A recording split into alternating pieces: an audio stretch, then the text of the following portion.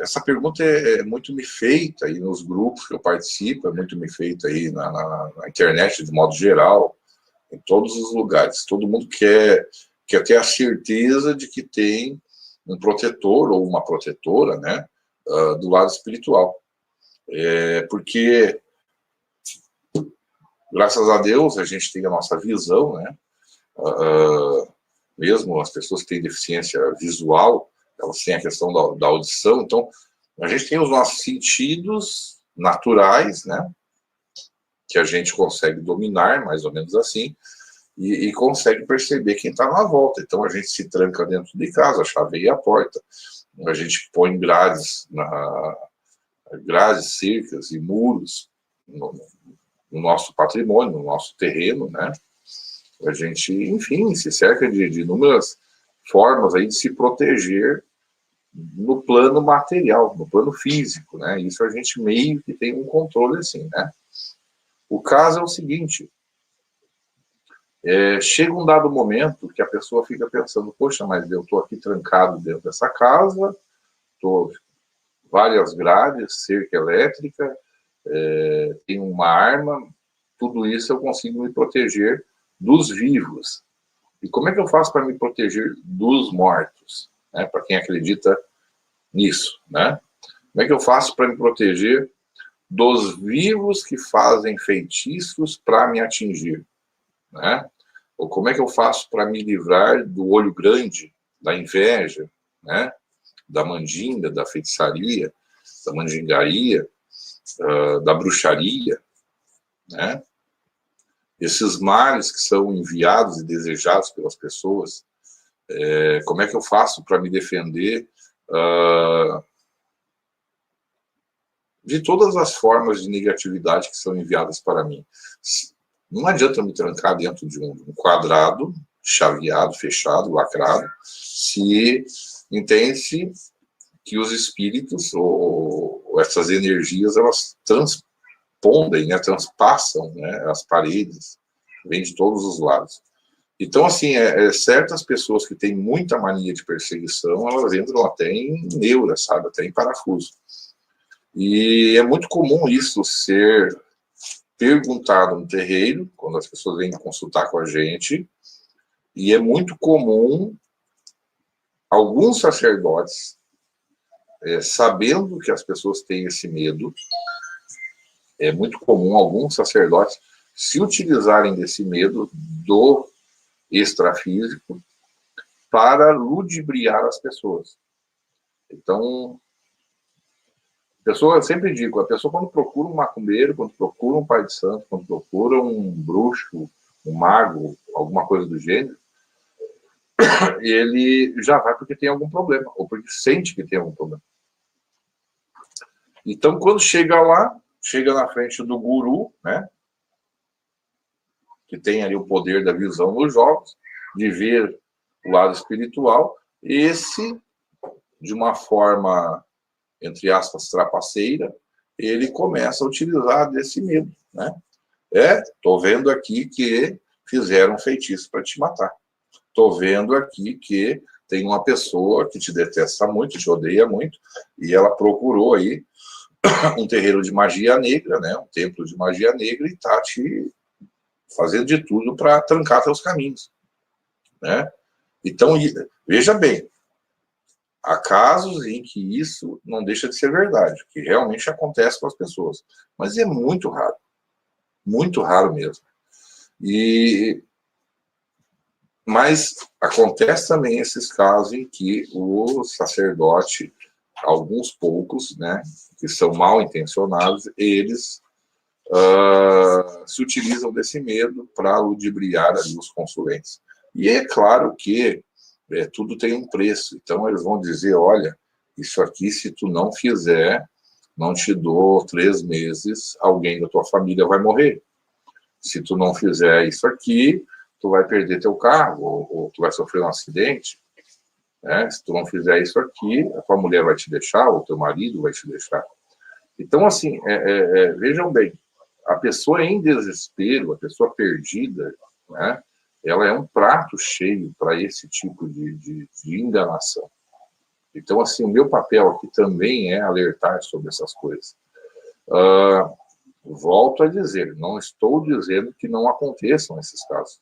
Sim, eles podem acontecer, mas não é tanto assim, tá? E, para tanto, eu preciso explicar também. Gente, nós que somos da Quimbanda, a gente não cobra barato. Trabalhos que são para prejudicar outras pessoas. Até porque a gente não quer fazer trabalhos para prejudicar ninguém. Não é do nosso âmago. Mas, às vezes, a pessoa chega tão decidida, disposta a fazer, e se nós não fizermos, ela vai procurar outro que faça.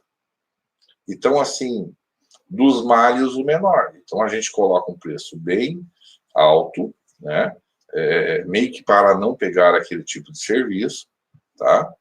Mas, se pegar, pega pelo preço alto que a gente vai poder jogar o jogo com as armas que são necessárias.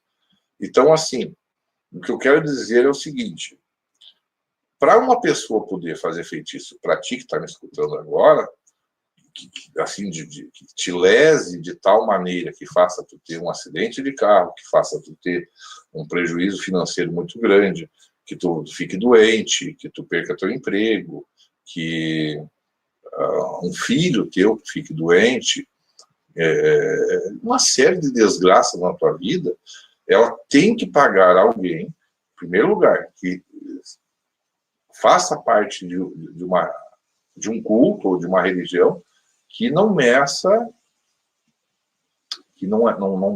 bem e mal. Na Quimbanda existe isso. A Quimbanda não meça bem e mal. Tá? A Quimbanda não julga em primeiro lugar. Então, assim, ó, chegou num quimbandeiro, vai ser muito caro. Muito caro. Esse tipo de serviço. Então, assim, você tem que avaliar bem em primeiro lugar. Pensar dentro da lógica. Tal pessoa que eu acho que está fazendo trabalho para mim, para me derrubar, para me prejudicar, ela tem condições financeiras de contratar um bom sacerdote, bom que eu digo que faça e aconteça. Faça e funcione. Ela tem grana para bancar? Primeira pergunta que a gente tem que fazer. A segunda questão, por que essa pessoa me odeia tanto? Né? A ponto de procurar um terreiro para fazer isso. Né? A grande maioria dos casos, as pessoas procuram terreiros para fazer mal para outras pessoas, porque ou naquele terreiro que ela foi de visita, alguém também, de forma maldosa, a iludiu dizendo que tu estava fazendo feitiço para ela. Tem muito disso. Né? Teu vizinho, tua vizinha está te fazendo feitiço. Fulano, e daí começa, é uma loira, e começa a dar características sempre jogando no ar. E aí, se der a coincidência de ser loira ou morena, ou vice-versa, loira ou morena, vai sempre se encaixar na tua descrição. Entende? Aquela jogando no ar, assim, as suspeitas. Né? Então, assim, o tema é outro, mas é importante explicar essas coisas. Por quem as pessoas são protegidas no plano espiritual? Bom, para poder explicar isso, tem que se entender que temos no mundo mais de 3 mil religiões. Mais de 3 mil. Cada religião ela vai ter uma cosmovisão própria, muito própria, do que são os perigos, né, ou os inimigos, e quem são os heróis defensores, guerreiros, né? Então, assim, a primeira coisa que a gente tem que explicar, cada religião ou culto, ela vai ter para si ali um arcabouço de explicações para isso. Eu aqui, como eu gosto de falar para pessoas leigas ou neófitas dentro da nossa religião, ou das religiões afro-brasileiras, então eu sempre gosto de me amparar em outras explicações de outras religiões para que as pessoas entendam pela sua perspectiva. Em primeiro lugar, que eu sempre falo para meus clientes, para os consulentes que vêm até a mim, para as pessoas que me cercam, que me perguntam as coisas. Não vejo algo como foi narrado pela igreja há muito tempo. Uma guerra espiritual, como é falado também pelo kardecismo, como é falado por algumas umbandas aí, de que a gente está aqui de boa vendo a novela, ou vendo o jogo, ou assistindo o YouTube, e tem aqui atrás de nós dois guerreiros, um do lado do mal e outro do lado do bem, de asas, de armadura, com espadas e lanças, se degladiando aqui no plano espiritual, e nós não estamos vendo. Isso é muito vendido pelo kardecismo, isso é muito vendido principalmente pela Umbanda, né? Kardecista, cristã kardecista, essa vertente, e até por que não dizer pelos evangélicos, cristãos, católicos, tudo isso, tá? De que existe uma guerra, como se fosse aquele filme Matrix, que tem um universo paralelo que a gente não consegue ver, e que as pessoas lá, elas planejam invadir esse mundo, dominar esse mundo aqui, material, né? Então, assim, cada vez que é tipo o Exterminador do Futuro, cada vez que vem um malvado para nos destruir, vem um bonzinho para nos defender. É assim que as pessoas imaginam, cara. Não consegue sair dessa amálgama do bem e mal, da bipolaridade, né? E isso é ruim. Isso é ruim. E eu não vejo que nós sejamos tão especiais assim a ponto de alguém querer vir destruir a minha vida, da minha esposa, a de vocês. Não vejo. Qual a intenção? Para que mesmo um espírito, entre aspas, do lado maligno da força, porque sempre tem a coisa do Guerra nas Estrelas, né? O lado negro da força, o lado bom da força. É assim que as pessoas conseguem ver. Se não for dessa forma, não tem outro jeito. Então, assim, vamos partir de um seguinte pressuposto. Para que haja interesse de alguma egrégora espiritual, de alguma falange espiritual, de alguma legião espiritual negativa, né, malvada, né, em te atingir, tu tem que ser uma pessoa muito especial na existência. Na existência. Então, eu diria o seguinte, a gente teria que pegar ícones como exemplo. Grandes profetas, pessoas muito importantes na cura de uma doença, ou pessoas muito importantes como líderes políticos, né, ou líderes até mesmo comunitários, pessoas que vão ter um filho que, aí sim, esse filho será um ícone, uma figura expressiva no seu país ou na sua comunidade. Para daí sim ser, de fato, lógico, né, de que haja uma guerra espiritual em torno daquele ser humano. Eu não consigo perceber, por uma questão até não estou sendo cético, estou sendo um sacerdote com os pés no chão, né? E não sendo fanático, não sendo radical, entende? Eu quero que vocês compreendam que o radicalismo, o extremismo, né, religioso, ele faz com que as pessoas elas comecem de certa forma, serem figuras tarimbadas, figuras ridicularizadas na boca do povo, porque tu começa a imaginar um mundo mágico de Oz no teu entorno, um mundo de Nárnia, onde há guerras e tudo isso. Eu acho que a gente foi muito alimentado pelas igrejas dessa guerra santa espiritual, pelos filmes, até hoje, todos os filmes que a gente vê sempre é o bem contra o mal. Esses filmes lúdicos aí, né, de fantasia, eles sempre vão ter a guerra do bem contra o mal. Então isso nos alimenta, isso infla os nossos medos, porque o filme, para ser bom, ele tem que mexer com as nossas emoções. Então ele vai sempre bater na tua psique, no teu psicológico, em cima desses tabus, desses medos que tu tem. E sempre é uma superação do bem contra o mal, e no final o bem sempre vence o mal. É assim que se entende E fora dessa lógica, parece que as pessoas não conseguem conceber, não conseguem acreditar. Todo esse assunto que eu estou falando hoje, nessa questão de quem te protege do lado espiritual, eu prefiro reverter da seguinte forma: o bom magista, o bom religioso, o bom praticante de alguma religião, ou mesmo uma pessoa que tem a mente mais aberta, que pensa fora da caixa, ela vai sair dessa coisa folclórica, dessa coisa lúdica, né? Desses tabus, desses medos, e ela vai começar a perceber: peraí, mas eu sou tão especial assim a ponto de merecer que exércitos espirituais se degladiam por minha causa? Né?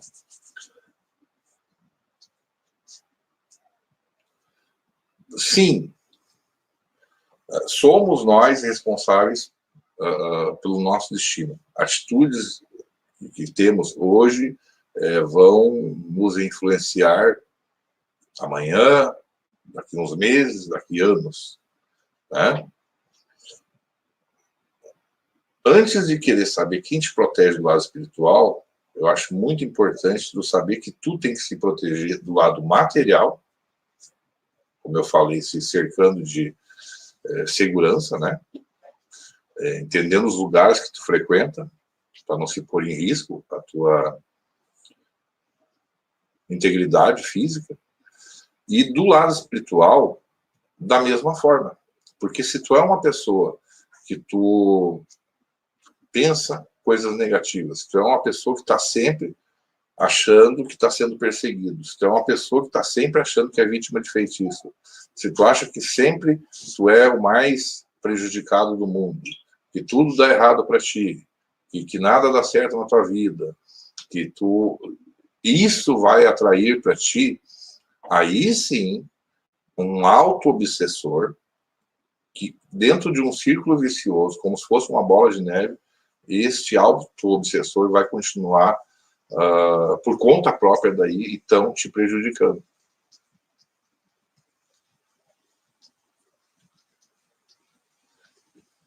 Para ter uma boa proteção espiritual, mesmo nós que trabalhamos com entidades, ou até mesmo com orixás, né, incorporados, para que esses orixás ou essas entidades se ocupem do nosso corpo, né, para que se entenda, nós temos que estar bem conosco. Temos que estar limpos.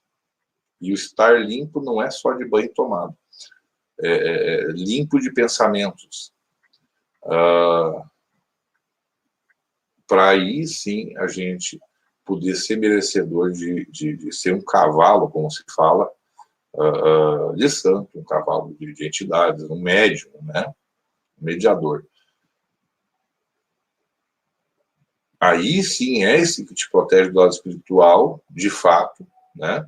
Ele vai poder te defender de injustiças. Então, quando alguém te enviar um feitiço, quando isso acontecer, os pontinhos que tu já tem lá, né, por tu não ser merecedor daquilo, vão atenuar e muito esse feitiço enviado, essa maldade enviada, esses pensamentos negativos para contigo, para que te prejudiquem, isso vai ser tudo muito atenuado. Eu não posso dizer que tu está lacrado, corpo fechado. Isso eu não posso dizer. Mas posso dizer que